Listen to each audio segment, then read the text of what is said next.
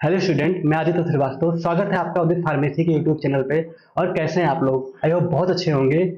तो आज हम diploma in pharmacy first year में फार्मास्यूटिकल केमिस्ट्री के एमसीक्यू सीरीज का पार्ट सेकंड लेके आया हूँ, जो मस्ट इंपॉर्टेंट है एग्जाम पॉइंट ऑफ व्यू।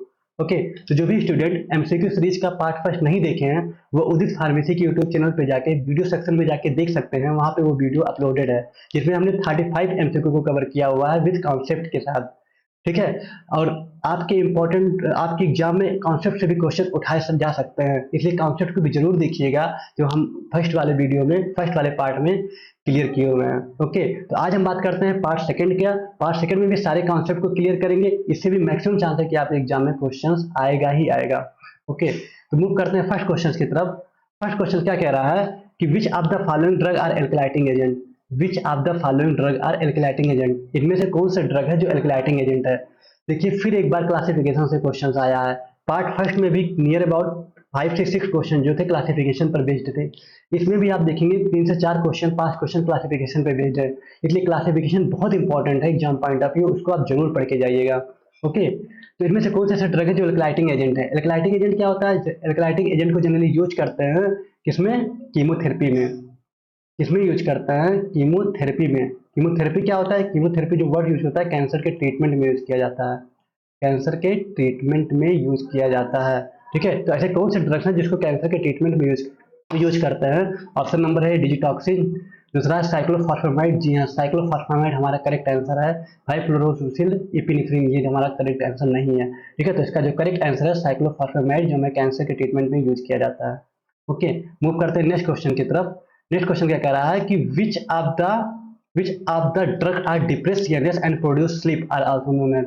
इनमें से कौन सा ऐसा ड्रग है जो सीएनएस को डिप्रेस करता है और स्लीप को प्रोड्यूस करता है, मतलब नींद को प्रोड्यूस करता है। ऐसे इसमें से कौन सा ड्रग है जिससे हमें नींद आता है और हमारे सीएनएस को क्या करता है? डिप्रेस करता है, सेंट्रल नर्वस सिस्टम को डिप्रेस करता है। ओके, ऑप्शन नंबर ए है सल्बूटामॉल, ऑप्शन नंबर बी है रिलैक्सेंट्स, ऑप्शन नंबर सी है stimulants and option number D है हिप्नोटिक्स। तो इसका जो करेक्ट आंसर है वो हिप्नोटिक्स। हिप्नोटिक्स क्या करता है? नींद को प्रोड्यूस करता है। ठीक है, सीएनएस को डिप्रेस करता है। ओके, इस हिप्नोटिक्स को हम और क्या बोलते हैं? इसको हम स्लीपिंग पिल्स भी कहते हैं।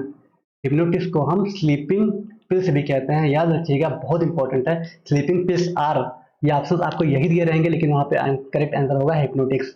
ठीक है, तो हिप्नोटिक्स को हम स्लीपिंग पिल्स भी कहते हैं। और स्लीपिंग पिल्स किसे कहते हैं? स्लीपिंग पिल्स हम सीडेटिव्स को भी कहते हैं। ठीक है, सीडेटिव्स को भी हम स्लीपिंग पिल्स कहते हैं, याद रखिएगा, बहुत इंपॉर्टेंट है। सीडेटिव्स भी सीएनएस को डिप्रेस करता है और नींद को प्रोड्यूस करता है। तो यहाँ पे अगर हिप्नोटिक्स के अलावा सीडेटिव्स भी लिखा रहेगा, तभी वो आपका करेक्ट आंसर होगा। ओके, तो बहुत मस्ट इंपॉर्टेंट है, इसको भी आप याद करिएगा, ये एग्जाम में क्वेश्चंस आ सकते हैं। स्लीपिंग पिल्स आपका क्या है? Sedatives and hypnotics. ओके, तो मूव करते हैं नेक्स्ट क्वेश्चन की तरफ। Sorry, जीविकेट।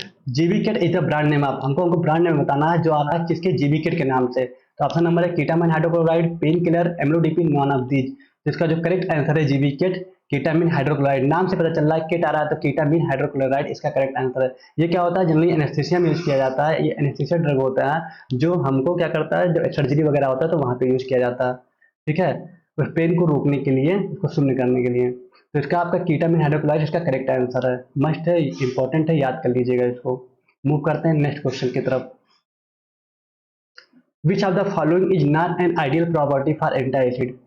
Which of the following is not an ideal property of anti acid. इनमें से जो आइडियल प्रॉपर्टी एंटी एसिड का कौन से ऐसे हैं जो नहीं शो कर रहे हैं? ठीक है, कौन नहीं शो कर रहे हैं आइडियल प्रॉपर्टी को एंटी एसिड के? ठीक है, पहला, act repeatedly for a prolong time period. ठीक है, जो रिपीटली जल्दी काम करे और लंबे समय तक काम करे। जी हाँ, ये एंटी एसिड का आइडियल प्रॉपर्टी को शो कर रहा है, तो ये हमारा ये आंसर गलत है। दूसरा, इनहिबिट पेप्सिन। जी हाँ, पेप्सिन को हमारे रोक देता है, जिससे तभी हमारा जो एसिड होता है न्यूट्रलाइज होता है। ये भी हमारा करेक्ट है, ये भी आइडियल प्रॉपर्टी को शो कर रहा है।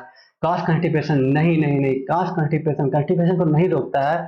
ठीक है, ये हमारा आइडियल प्रॉपर्टी नहीं शो कर रहा है, इसलिए इसका करेक्ट आंसर होगा cast constipation. None of this तो होगा नहीं। ठीक है, तो इसका जो करेक्ट आंसर है वो कास्ट कॉन्स्टिपेशन होगा। इंपॉर्टेंट क्वेश्चन है ये भी। तो मूव करते हैं नेक्स्ट क्वेश्चन की तरफ। The titration of potassium permanganate against oxalic acid and ferrous sulphate is example of. ठीक है, the titration of potassium permanganate against oxalic acid ferrous sulphate is example of.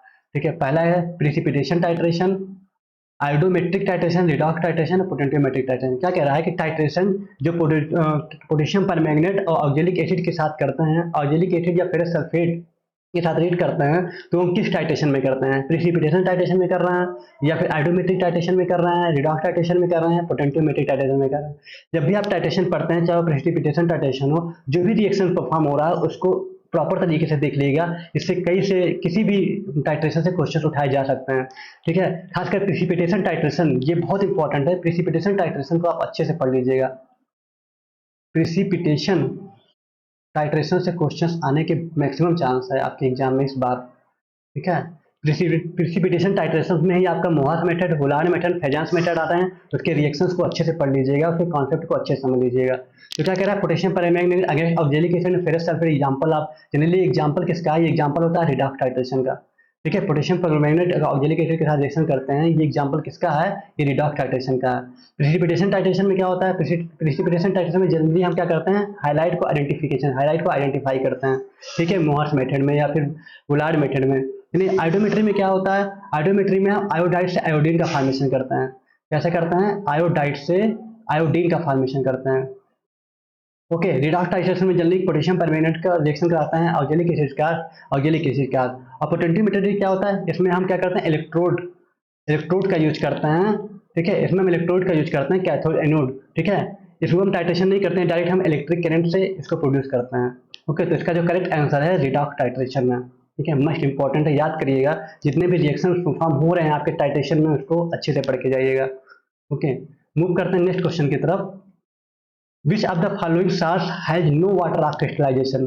Which of the following stars has no water of crystallization? इनमें से कौन से ऐसे stars हैं जिसमें water नहीं ऐड है, ठीक है। ऐसे कौन से क्रिस्टल है जिसमें वाटर नहीं है? पहला है ब्लू विट्राल, ठीक है। पहला क्या है? Blue vitriol. दूसरा क्या है? Washing soda. तीसरा क्या है? Baking soda. चौथा क्या है? जिप्सम, ठीक है। तो जो आपका option number C baking soda इसका करेक्ट आंसर है, ठीक है। क्वेश्चन बहुत अच्छा है, इसमें आप कंफ्यूज हो सकते हैं, ध्यान से देखिएगा। पहला क्वेश्चन क्या है? ब्लू विट्राल, ठीक है। दूसरा क्वेश्चन क्या है? Washing soda. तीसरा क्या है? Baking soda. एंड चौथा क्या है? जिप्सम। बेकिंग सोडा को और क्या कहते हैं? सोचिए, बेकिंग सोडा को और क्या कहते हैं? बेकिंग सोडा को बोलते हैं खाने का सोडा, जिसको हम बोलते हैं सोडियम बाइकार्बोनेट, ठीक है। बेकिंग सोडा को हम सोडियम बाइकार्बोनेट भी कहते हैं, इंपॉर्टेंट है, याद रखिएगा, ठीक है। तो सोडियम बाइकार्बोनेट जो बेकिंग सोडा होता है, जिसमें वाटर जो होता है नहीं प्रेजेंट होता उसके क्रिस्टल में, ओके। तो इंपॉर्टेंट है, इसको भी याद रखिएगा, ओके। और एक चीज और इंपॉर्टेंट है, ब्लू विट्राल, ठीक है। ब्लू विट्राल इसका करेक्ट आंसर नहीं है, इसका करेक्ट आंसर बेकिंग सोडा ही है, लेकिन ब्लू विट्राल को हम और क्या बोलते हैं? ये भी इंपॉर्टेंट क्वेश्चन एग्जाम में आ सकता है। ब्लू विट्राल को हम बोलते हैं कॉपर सल्फेट, ठीक है। ब्लू विट्राल को हम बोलते हैं कॉपर सल्फेट, CuSO4, इंपॉर्टेंट है, याद रखिएगा। ब्लू विट्राल को बोलते हैं कॉपर सल्फेट। ग्रीन विट्राल को बोलते हैं क्या? Ferrous sulphate. तो ये बहुत इंपॉर्टेंट है, इसको याद रखिएगा, ठीक है। तो ऐसे कौन से क्रिस्टल है जिसमें वाटर नहीं प्रेजेंट होते हैं? वो होते हैं बेकिंग सोडा या सोडियम बाइकार्बोनेट, इसको हम खाने का सोडा भी कहते हैं, ओके। तो मूव करते हैं नेक्स्ट। आई होप आपको समझ में आया होगा। अब मूव करते हैं नेक्स्ट क्वेश्चन की तरफ। नेक्स्ट क्वेश्चन क्या कह रहा है कि which of the following that are use in manufacturing of soap, ठीक है। सॉप मतलब साबुन को बनाने के लिए, साबुन को मैन्युफैक्चरिंग करने के लिए इसमें कौन सा ऐसा एसिड है जिसको हम यूज करते हैं, ठीक है। पहला सल्फ्यूरिक एसिड, दूसरा सोडियम हाइड्रोक्साइड, तीसरा acetic acid, and option number D है आपका हाइड्रोक्लोरिक एसिड, ठीक है। तो इसका जो करेक्ट आंसर है वो आपका है सोडियम हाइड्रोक्साइड, ठीक है। सोडियम हाइड्रोक्साइड इसका करेक्ट आंसर है। सोडियम हाइड्रोक्साइड को जनरली हम सॉप के मैन्युफैक्चरिंग में यूज करते हैं, ठीक है। सोडियम हाइड्रोक्साइड को हम सॉप के मैन्युफैक्चरिंग में यूज करते हैं, इसको हम कास्टिक सोडा भी बोलते हैं। सोडियम हाइड्रोक्साइड को हम कास्टिक सोडा भी बोलते हैं, एक मिनट, हाँ, इसको हम कास्टिक सोडा भी बोलते हैं,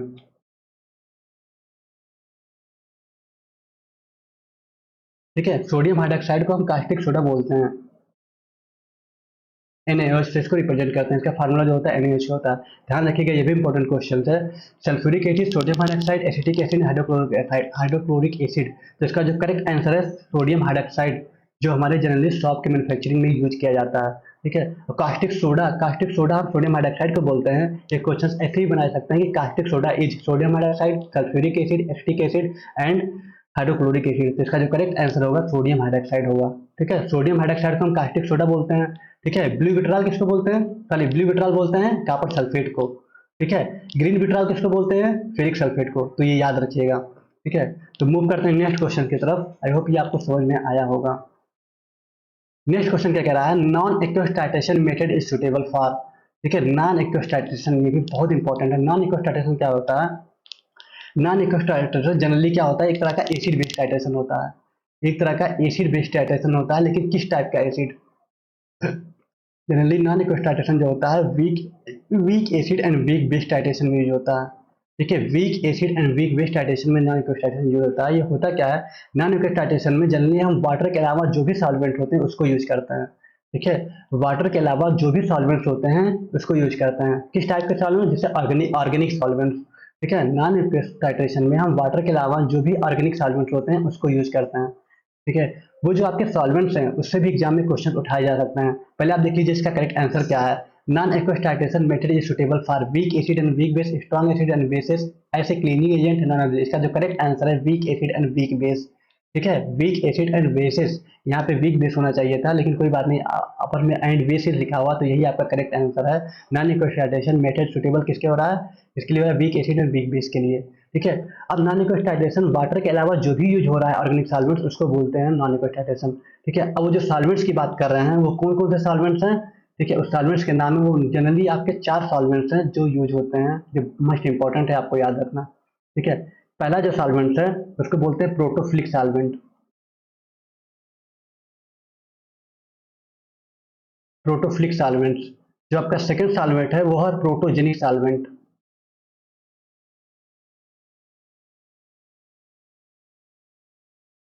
पहला सॉल्वेंट था वो है प्रोटोफ्लिक सॉल्वेंट, PHILIC, एंड सेकंड है आपका PROTO, protogenic, GENIC, protogenic solvent. ठीक है, और थर्ड आपका जो है वो है एम्फीप्रोटिक, एम्फीप्रोटिक सॉल्वेंट। ठीक है, एंड आपका फोर्थ है एप्रोटिक सॉल्वेंट, एप्रोटिक सॉल्वेंट। ध्यान दीजिएगा, आपके एग्जाम में डायरेक्ट क्वेश्चन आ सकता है कि प्रोटिफ्लिक सॉल्वेंट इज, ठीक है, एम्फीप्रोटिक सॉल्वेंट इज, इससे भी क्वेश्चन एग्जाम में उठाए जा सकते हैं। तो सबसे पहले आपको पता चला कि नॉन एक्वेस्टाइटेशन क्या है। नॉन एक्वेस्टाइटेशन भी एक तरह का एसिड बेस्ड टाइट्रेशन है। जनरली किस एसिड के लिए? वीक एसिड और वीक बेस्ड टाइट्रेशन में यूज होता है। ठीक है, इसमें हम वाटर के अलावा जो भी ऑर्गेनिक सॉल्वेंट्स है उसको यूज करते हैं। जनरली आपको 4 सॉल्वेंट्स के नाम बताए हैं, वो क्या क्या है? Protophilic, protogenic, amphiprotic, aprotic solvent. ठीक है, तो प्रोटोफ्लिक सॉल्वेंट है, ये किसके लिए यूज करते हैं? ये आपको याद रखना बहुत जरूरी है। प्रोटोफ्लिक सॉल्वेंट जनरली हम यूज करते हैं वीक एसिड के लिए। ठीक है, प्रोटोफ्लिक सॉल्वेंट हम यूज करते हैं वीक एसिड के लिए। ओके, प्रोटोजेनिक सॉल्वेंट हम यूज करते हैं वीक बेस के लिए। ठीक है, वीक बेस के लिए हम प्रोटोजेनिक सॉल्वेंट्स यूज करते हैं। ठीक है, वीक एसिड के लिए हम प्रोटोफ्लिक सॉल्वेंट्स को यूज करते हैं। ठीक है, एम्फीप्रोटिक कहाँ पे यूज करते हैं? एम्फीप्रोटिक हमारा एसिड और बेस दोनों के लिए हम यूज करते हैं। ठीक है, एम्फीप्रोटिक सॉल्वेंट्स को हम एसिड और बेस दोनों के लिए यूज करते हैं। ओके, और आपका एप्रोटिक सॉल्वेंट्स है, ये ना हम एसिड में यूज करते हैं ना ही हम बेस में यूज करते हैं। जो एप्रोटिक सॉल्वेंट्स है ये ना हम एसिड में यूज करते हैं ना बेस में यूज करते हैं। बस ये क्या करता है? रिएक्शन में पार्टिसिपेट नहीं करता है ये, बस खाली रिएक्शन के रेट को बढ़ा देता है। ठीक है, जो एप्रोटिक सॉल्वेंट्स है ये ना एसिड में पार्टिसिपेट करता है ना बेस में पार्टिसिपेट करता है, बस ये क्या करता है? रिएक्शन के रेट को बढ़ा देता है। ठीक है, तो अगर रेट ऑफ रिएक्शन के कहीं इंक्रीजिंग की बात आ रही है, बढ़ने की बात आ रही है, तो उसका ऑप्शन होगा एप्रोटिक सॉल्वेंट। एम्फीप्रोटिक सॉल्वेंट्स क्या है? इसमें एसिड और बेस ये दोनों में यूज किया जाता है, वीक एसिड और वीक बेस दोनों में यूज किया जाता है। प्रोटोजेनिक सॉल्वेंट्स कहाँ यूज किया जाता है? वीक बेस में यूज किया जाता है। और प्रोटोफिलिक सॉल्वेंट्स कहाँ यूज किया जाता है? वो वीक एसिड में यूज किया जाता है। ओके, तो मोस्ट इंपॉर्टेंट है, इससे एग्जाम में क्वेश्चन उठाए जा सकते हैं। हमें लगता है इस बार इससे क्वेश्चन जरूर आएंगे। ओके, तो इसको अच्छे से पढ़ लीजिएगा, फिर से इसको नोट कर लीजिएगा, इसको रिवाइज करके आप जाइएगा। मूव करते हैं नेक्स्ट क्वेश्चन की तरफ। नेक्स्ट क्वेश्चन आपका क्या कह रहा है? नेक्स्ट क्वेश्चन कह रहा है कि try ethanol amine is, try ethanol amine is. अब आपको बताना कि ट्राई एथेनॉल एमाइन क्या है। रिड्यूसिंग एजेंट है, मास्किंग एजेंट है, ऑक्सीडाइजिंग एजेंट है, डीमास्किंग एजेंट है। ठीक है, तो ये देखिए एग्जाम्पल से क्वेश्चन है, इसलिए एग्जाम्पल्स भी आप जरूर पढ़ के जाइएगा। ट्राई एथेनॉल एमाइन क्या होता है? एक तरह का मास्किंग एजेंट होता है। ठीक है, ट्राई एथेनॉल एमाइन जो होता है एक तरह का मास्किंग एजेंट होता है, इसको आप पढ़ के जाइएगा, इंपॉर्टेंट है। ओके, मूव करते हैं नेक्स्ट क्वेश्चन की तरफ। Which are the following are redox titration, इनमें से कौन सा रिडक्स टाइट्रेशन में यूज होता है? ठीक है, या इनमें से कौन सा ऐसा है जो रिडक्स टाइट्रेशन है? Acid based titration, iodometric titration, complexometric titration, D all of the above. तो इसमें जो रिडक्स टाइट्रेशन है वो जनरली सभी में होता है। ठीक है। Redux titration acid base titration भी होता है, आयोडोमेट्रिक टाइटेशन भी होता है, कॉम्प्लेक्सोमेट्रिक टाइटेशन भी होता है। तो इसका जो करेक्ट आंसर है ऑल ऑफ द अबव होगा। ठीक है। आयोडोमेट्रिक टाइटेशन में क्या होता है, आयोडाइड से आयोडीन का फॉर्मेशन होता है। ठीक है। कॉम्प्लेक्सोमेट्रिक टाइटेशन में जनरली क्या होता है, इसमें मेटल आयन फॉर्मेशन, मेटल जो होता है कॉम्प्लेक्स बनाता है कॉम्प्लेक्सिंग एजेंट के थ्रू। ठीक है। तो ये इंपॉर्टेंट है, आप इसको जितने भी टाइटेशन है पढ़ के जाइएगा। ओके। तो इसका जो करेक्ट आंसर होगा वो D all of the above होगा। मूव करते हैं नेक्स्ट क्वेश्चन की तरफ। Name the antidepressant agent which is dibenzazepine derivatives. ठीक है। क्या कह रहा है कि आपको एंटी डिप्रेसेंट एजेंट का नाम बताना है जो डाइबेंजोएजेपिन डेरिवेटिव्स होता है। देखिए फिर जनरली आपके क्लासिफिकेशन से क्वेश्चंस आ गए। ठीक है। डाइबेंजोएजेपिन डेरिवेटिव्स के आपको नाम बताना है जो एक तरह का एंटी डिप्रेसेंट एजेंट है। ठीक है। तो एंटी डिप्रेसेंट एजेंट इसमें से क्या है ये आपको पहचानना है। ऑप्शन नंबर है पैरोक्सिटीन, ठीक है, ऑप्शन नंबर है फ्लोक्सिटीन, ऑप्शन नंबर सी है इमिपेरामाइन एंड ऑप्शन नंबर डी है सिटालोप्राम। ठीक है। तो जो हमारा एंटी डिप्रेसेंट एजेंट है इसको बोलते हैं इमिपेरामाइन। ठीक है। इमिपेरामाइन क्या है, एक तरह का एंटी डिप्रेसेंट एजेंट है जो हमारा डाई बेंजो बेंजो एजो क्या बोलते हैं डाई बेंजोएजिपिन होता है, डाई बेंजोएजिपिन डेरिवेटिव्स होता है। ठीक है। तो क्लासिफिकेशन आप पढ़ के जाइएगा। डाई बेंजोएजिपिन डेरिवेटिव्स में इमिपेरामाइन आते हैं। ठीक है। इमिपेरामाइन को और क्या बोलते हैं, इमिपेरामाइन को और क्या बोलते हैं, इसको जनरली बोलते हैं TCA। ठीक है। तो शॉर्ट टर्म में आ जाता है कि TCA इज, तो TCA क्या होगा, इमिपेरामाइन होगा। ठीक है। इसका फुल फॉर्म क्या होता है, ट्राईसाइक्लिक एंटी डिप्रेसेंट।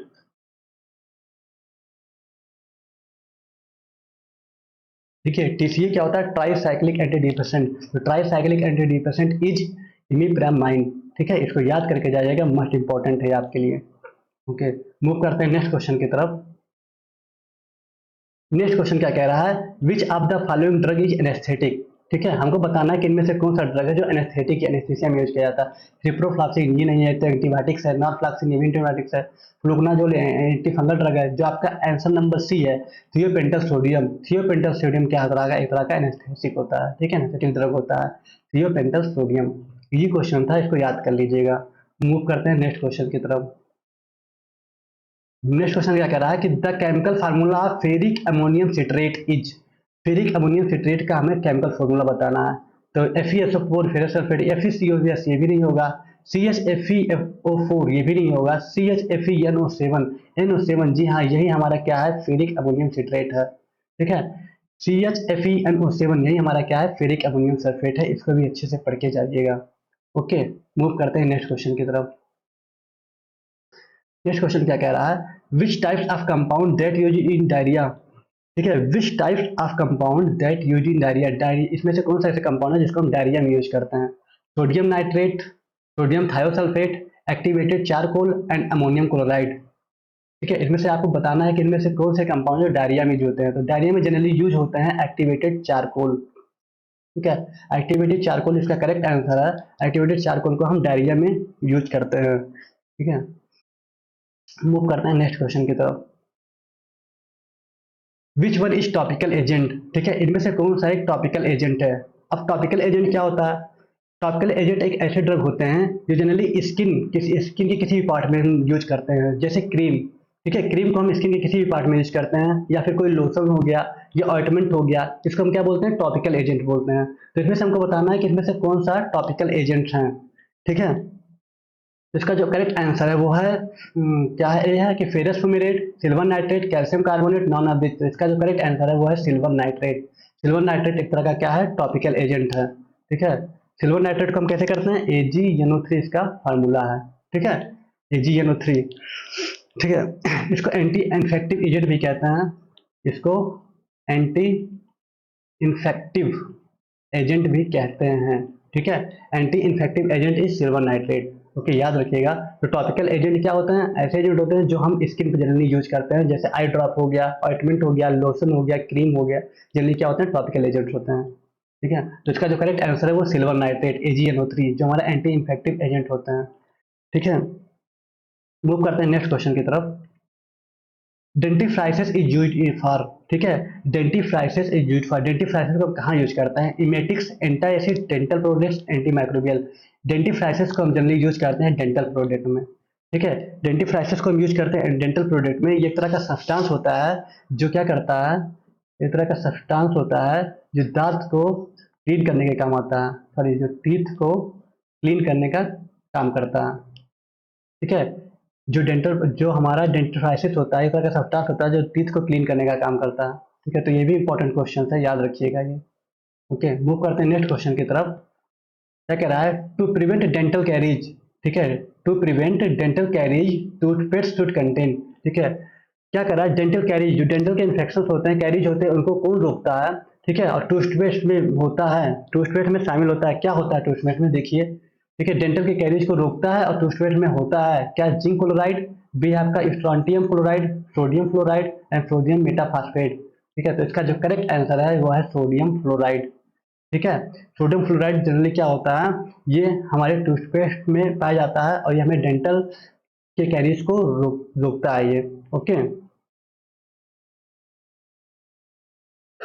तो इसका जो करेक्ट आंसर होगा वो होगा सोडियम फ्लोराइड। ठीक है, तो इसको अच्छे से पढ़ लीजिएगा, ये इंपॉर्टेंट है। इसमें कुछ और टर्म आते हैं एग्जाम में। ये क्या करता है, सोडियम फ्लोराइड क्या करता है, ये जो कैविटी होते हैं दांत में उसकी बैक्टीरिया को क्या करता है, इनहिबिट करता है, रोकता है।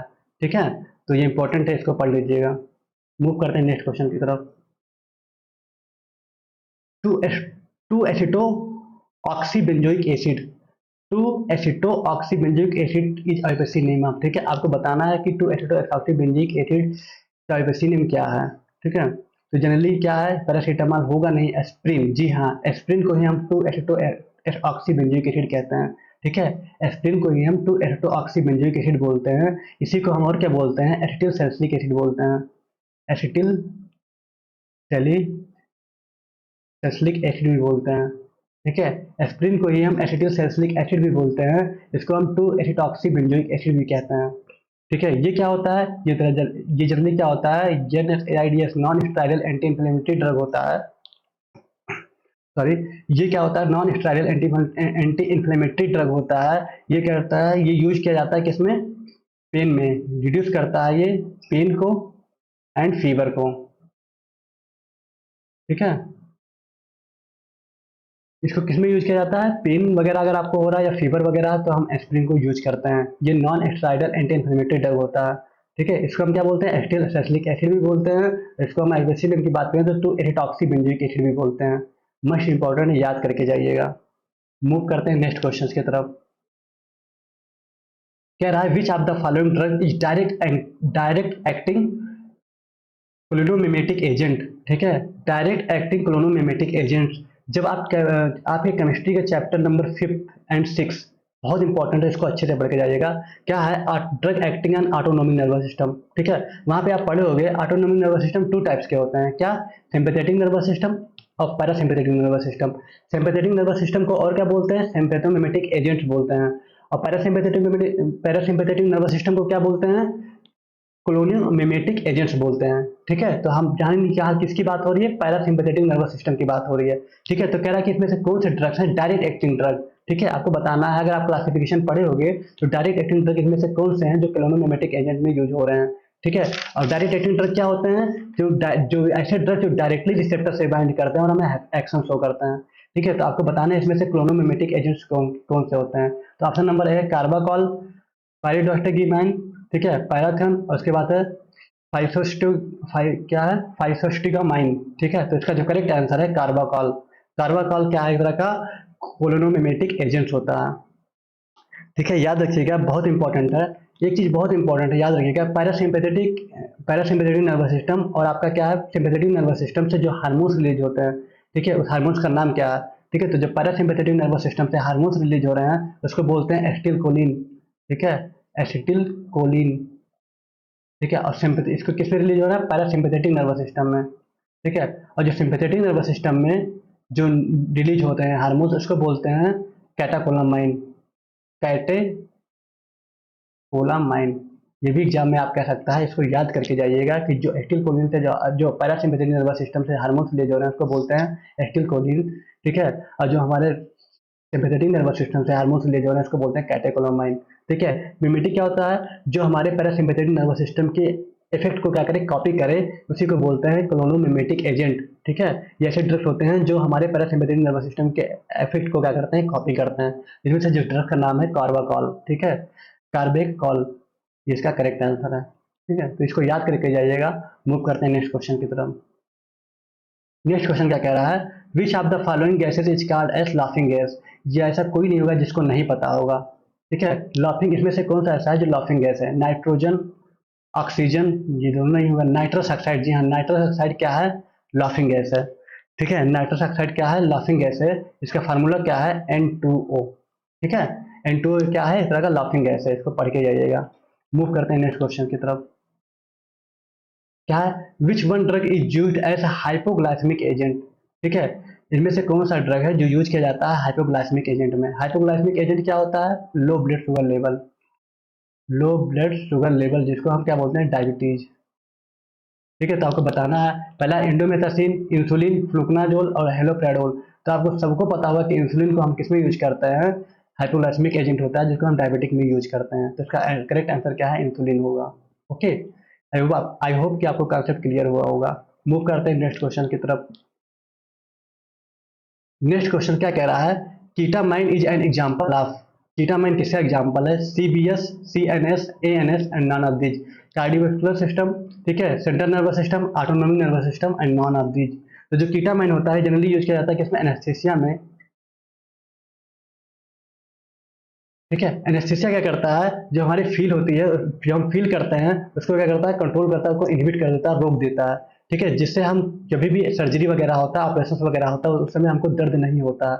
ठीक है, तो जनरली कीटामाइन को हम यूज करते हैं किसमें, दर्द को रोकने के लिए, जब भी हम ऑपरेशन वगैरह सर्जरी वगैरह होता है। ठीक है, तो ये अभी कैसे हो रहा है, ये जो हमारे कौन से, सेंट्रल नर्वस सिस्टम, जो हमारे सेंट्रल नर्वस सिस्टम, इसमें क्या पाए जाते हैं, brain and spinal cord. Brain and spinal cord पर जो सिग्नल पहुंच रहे हैं, सोचिए वो सिग्नल अगर ट्रांसफर ना हो आपके ऑर्गन्स के पास, तो आप फील नहीं कर पाएंगे कि आपके साथ हो क्या रहा है। ठीक है, आप किसी चीज को टच कर रहे हैं, क्या हो रहा है, आप यहाँ टच कर रहे हैं, आपके पास तुरंत मतलब यहाँ के जो न्यूरॉन सेल्स है ब्रेन को सिग्नल ट्रांसफर किए, और ब्रेन क्या किया, वहां से आपको मैसेज दिया आपके पार्टिकुलर ऑर्गन्स को, आपके हाथ को, कि यहाँ पे कोई टच कर रहा है, जिससे आप फील कर पा रहे हैं कि आपको एक्चुअल में हो क्या रहा है। ठीक है, सोचिए अगर वो ब्रेन सिग्नल ट्रांसफर ही ना करे, तो आपको हम कितना भी यहाँ टच करेंगे तो वो क्या होगा, आपको फील नहीं होगा। ठीक है, तो इस टाइप के भी ड्रग आते हैं जो कुछ मिनट के लिए, कुछ घंटों के लिए आपके जो सिग्नल, ब्रेन जो सिग्नल ट्रांसफर करता है उसको रोक सकते हैं। ठीक है, तो इसी में से कीटामाइन है जो सीएनएस पे क्या करता है, वर्क करता है, सेंट्रल नर्वस सिस्टम पे। ठीक है, तो याद रखिएगा, ये भी बहुत अच्छा एग्जांपल्स है, ये क्वेश्चन और भी घुमा के पूछा जा सकता है। ठीक है, यहाँ पे central nervous system is example of, ठीक है, उसमें कई सारे ड्रग्स देंगे। ठीक है, तो इसमें से कीटामाइन जो है, जो हमारा एनेस्थीसिया होता है, इसमें इसको आप करेक्ट करके आओगे। ओके, तो मूव करते हैं नेक्स्ट क्वेश्चन की तरफ। कह रहा है which drug is an adrenergic agonist. इनमें से कौन सा ऐसा ड्रग है जो एडन एनर्जिक एगोनिस्ट है। ठीक है, एडन एनर्जिक एगोनिस्ट को और क्या बोलते हैं, सिम्पैथोमिमेटिक्स, मिमेटिक एजेंट। ठीक है, एडन एनर्जिक एगोनिस्ट को हम सिम्पैथोमिमेटिक एजेंट भी बोलते हैं, याद रखिएगा, इंपॉर्टेंट है। तो इसमें से क्या है, पैरासीटामॉल तो बिल्कुल नहीं होगा। ये क्या है, फिनाइल एफिरीन। फिनाइल एफिरीन हमारा क्या है, एक तरह का डायरेक्ट एक्टिंग ड्रग है जो हमारा एडरेनर्जिक एगोनिस्ट है, सिंपैथेटिक सिम्पैथोमिमेटिक एजेंट है। ठीक है, ये भी जनरली आपके क्लासिफिकेशन से क्वेश्चन है, इसलिए कह रहे हैं क्लासिफिकेशन जरूर पढ़ के जाइएगा। ओके, नॉन ऑफ दिस बिल्कुल नहीं होगा, इसका जो करेक्ट आंसर है वो है फिनाइल एफिरीन। ओके, तो मूव करते हैं नेक्स्ट क्वेश्चन की तरफ। क्या कह रहा है, drug which exert similar action like adrenaline are called. ठीक है, ऐसे इनमें से कौन से ऐसे ड्रग हैं जो सिमिलर एक्शन शो करते हैं जैसे एड्रेनलिन शो करता है। ठीक है, अब इसमें से क्या है options, adrenergic drug, sympathomimetic drug, both and B and D है, नॉन ऑफ दीज। ठीक है, तो एड्रेनलिन को कौन सा, एड्रेनलिन को ही हम बोलते हैं एडन एनर्जिक, एड्रेनलिन को भी हम बोलते हैं, एड्रेनलिन ड्रग को ही बोलते हैं एडन एनर्जिक ड्रग। ठीक है, तो एड्रेनलिन जो होता है जनरली एडन एनर्जिक ड्रग भी होता है, सिम्पैथोमिमेटिक ड्रग, इसी को हम सिम्पैथोमिमेटिक भी बोलते हैं। तो इसका जो करेक्ट आंसर होगा वो होगा, एक मिनट रफ कर दें जी, इसका जो करेक्ट आंसर होगा वो होगा बोथ ए एंड बी। ठीक है, एड्रेनलिन को ही एडन एनर्जिक ड्रग भी कहते हैं और इसको सिम्पैथोमिमेटिक ड्रग्स भी कहते हैं। ठीक है, तो इंपॉर्टेंट क्वेश्चन था, इसको याद करके जाइएगा, क्वेश्चन बहुत अच्छा था ये वाला। ओके, तो मूव करते हैं 25 क्वेश्चन जो है इस सेशन का लास्ट क्वेश्चन है। क्या कह रहा है, two benzyl two imidazoline imidazoline is a chemical name of, ठीक है, 2 imidazoline is a chemical name of, ठीक है। आपको बताना है कि जो आपका अर्बेशिनियम दिया हुआ है ये किसके केमिकल्स नेम है। पैराजोसिन का है, टोलाजोलिन का है, प्रोपेनोलाल का है, नॉन ऑफ दीज। अब देखिए यहाँ पे अगर आप लोग थोड़ा सा हिंट देंगे पकड़ देंगे, यहाँ यहाँ इमिडाजोलिन आ रहा है और किसी में जोलिन आ रहा है, जी हाँ यहाँ पे भी जोलिन आ रहा है, टोलाजोलिन। तो आप यहीं से हिंट कर दीजिए कि इसका जो करेक्ट आंसर होगा यही होगा, टोलाजोलिन, ठीक है। तो ज़्यादा आपको दिमाग लगाना ही नहीं है, यहाँ पे आपको बस आंसर देख के उसके सफिक्स, इसके जो लास्ट लाइन है, इसी से आपको पता चल रहा है कि इसी कैटेगरी का ड्रग होगा, इसलिए ये आपका आंसर है, आंसर नंबर भी सही है, ठीक है। 2 imidazoline is the chemical name of tolazoline. Okay, तो तो थैंक यू। आपके जो इस सेशन के भी 25 क्वेश्चंस हमने कंप्लीट करा दिए। सारे कॉन्सेप्ट को आप फिर से रिवाइज करिएगा, फिर से समझने की कोशिश करिएगा, बार बार इस वीडियो को देखिएगा। मेरा मैक्सिमम चांस है कि आपका कि इससे एग्जाम में क्वेश्चंस जरूर आएंगे। मेरा बेस्ट विशेष है कि आप जरूर बेस्ट करोगे आने वाले एग्जाम में, ठीक है। तो और आपका नेक्स्ट पार्ट जल्दी ही आएंगे, तब तक के लिए आप अच्छे से पढ़ते रहिए, अच्छे रहिए, हेल्थी रहिए, ठीक है। Okay, thank you.